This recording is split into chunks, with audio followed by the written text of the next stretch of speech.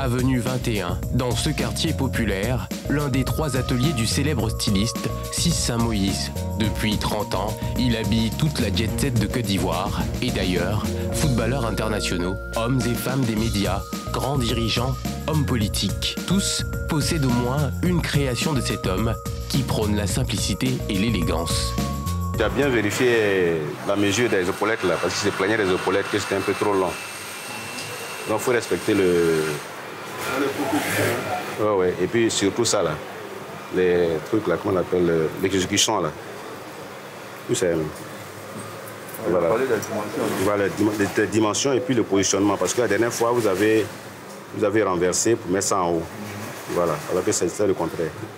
Et puis le fil, il a insisté sur le fil aussi. Le fil gris. Ok. Très bien. On constate que vous vérifiez tout. Oui, parce qu'il faut éviter que les vêtements partent. Vous savez, toutes les tenues ont une fiche technique sur lesquelles vous avez non seulement les mesures, l'identification du client et puis le modèle du client. Et c'est du sur-mesure en fait. Donc chaque client a sur son vêtement a des détails sur lesquels il veut qu'on insiste. Et ça, il faut respecter ces détails-là. Donc il faut contrôler pour voir si c'est effectivement respecté tel que le client a demandé. La crise sanitaire de la Covid-19 a fortement impacté le secteur de la mode. Alors, pour maintenir son business à flot, Ciss Saint-Moïse s'est lancé dans la fabrication de masques. Et je vous dis combien de masques? 12. Il faut demander encore. Tu dois faire plus que ça. Tu dois faire 30 au moins. Hein?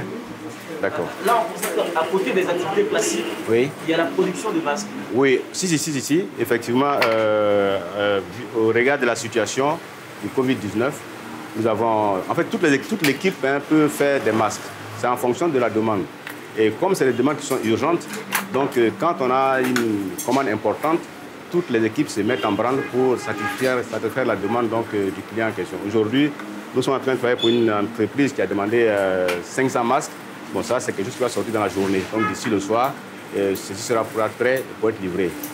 Voilà. À côté de ça, donc, nous avons la production classique, les pantalons et les costumes.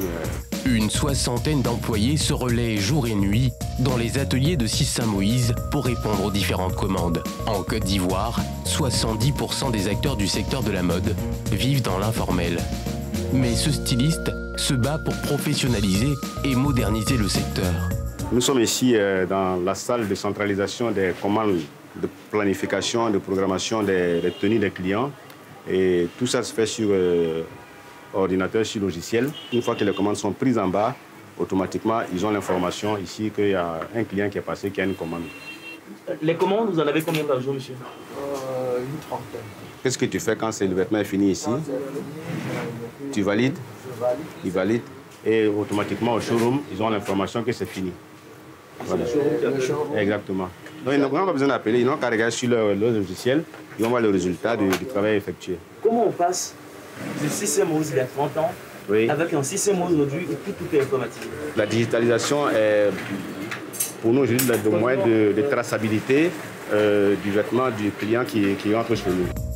Respecter les délais, ne pas faire d'erreurs dans les livraisons, garder un œil sur ses activités. Ciss Saint-Moïse est partout et comme tout businessman, chaque semaine, il fait le point sur ses finances. La période de l'exercice du 15 au 21, la boutique de 13 000 a réalisé un chiffre d'affaires de 2 836 000. Coco dit 2 millions. Le plus grand 2 219 000 et Riviera. Je suis toujours en attente des dernières informations, mais pour les écritures que j'ai sur mon tableau de bord ici, on a 3 785 000. Là, il a fait le point financier, qu'est-ce que vous en pensez? Je pense que c'est bon pour la période que nous connaissons de Covid, faire un chiffre pareil. Mais je pense qu'il faut mettre cela sur le compte aussi de la fête des pères qui a coïncidé. Et donc, on a réussi à faire un très bon chiffre d'affaires. Mais comme il a dit, il y a moins de produits dans la boutique aujourd'hui. Donc, il y a très notre attention sur ce point rouge-là qu'il faut verdir très rapidement. Et donc, c'est ce que nous sommes en train de faire.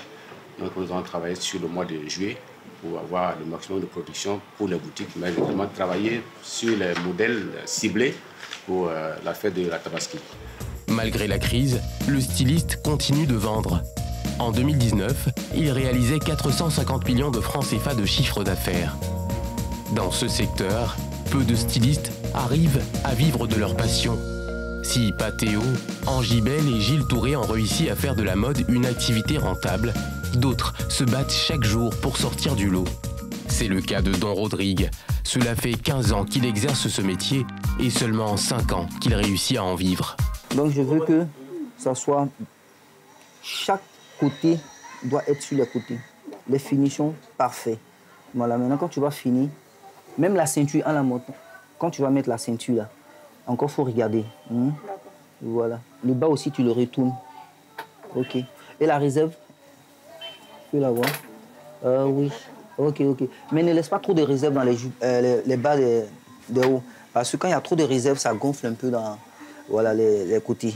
Donc ça donne une forme un peu bizarre. Entends, ici, je ne veux pas de ça. Je veux quelque chose de souple, de bien. En tout cas, comme tu as l'habitude de le faire, tu le fais bien, je compte sur toi.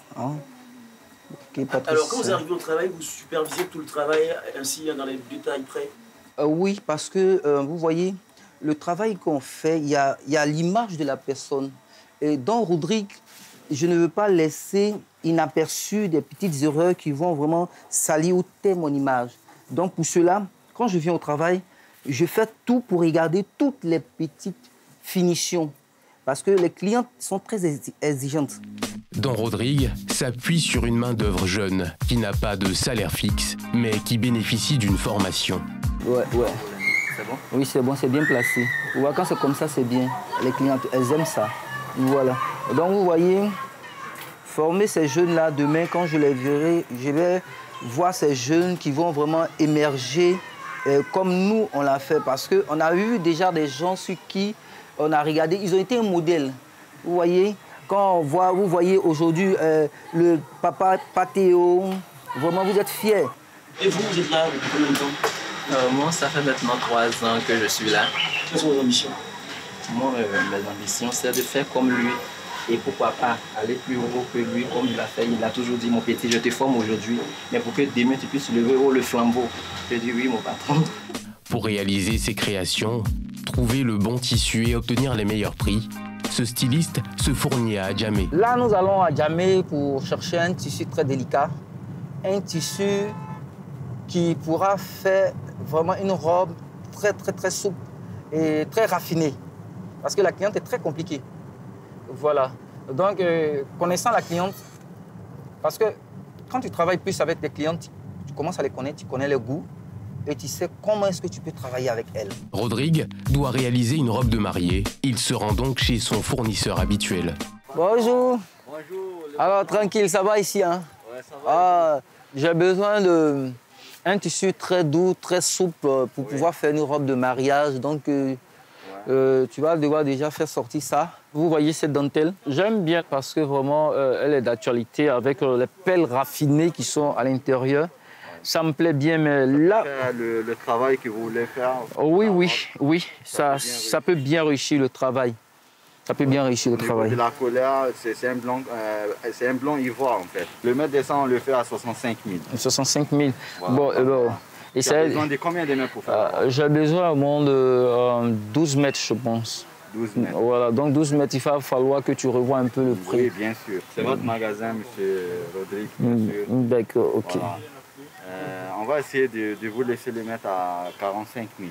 Là, c'est votre prix. Parce que là, là vous avez fait beaucoup d'efforts. Vous avez fait beaucoup d'efforts. Est-ce qu'il y a longtemps que M. Don Rodrigue prend des tissus chez vous ici? Oui, bien sûr. On travaille ensemble. Même on prend aussi ses idées pour pouvoir envoyer la marchandise qu'il faut pour la dentelle, pour les robes.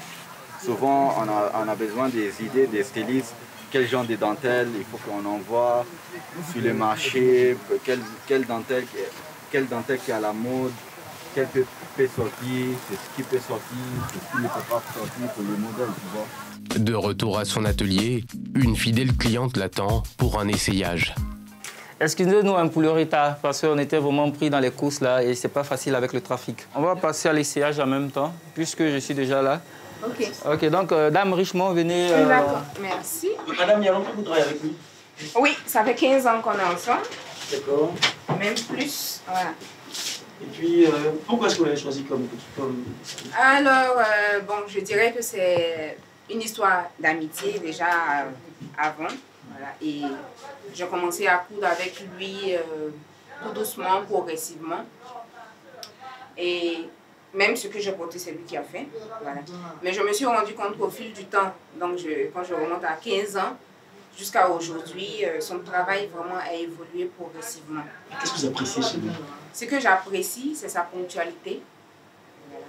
Et puis, les finitions, en fait, surtout, parce que moi, je suis beaucoup sur le détail.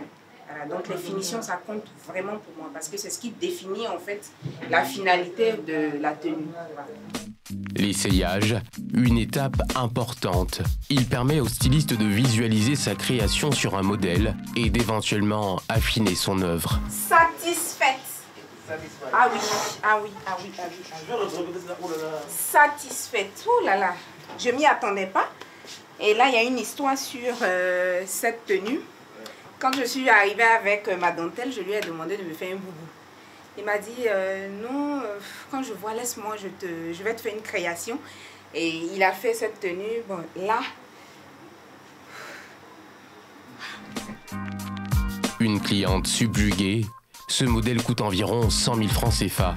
L'industrie de la mode en Côte d'Ivoire tend à se professionnaliser. Chaque année, de nombreux défilés ont lieu pour permettre aux jeunes créateurs de se faire connaître.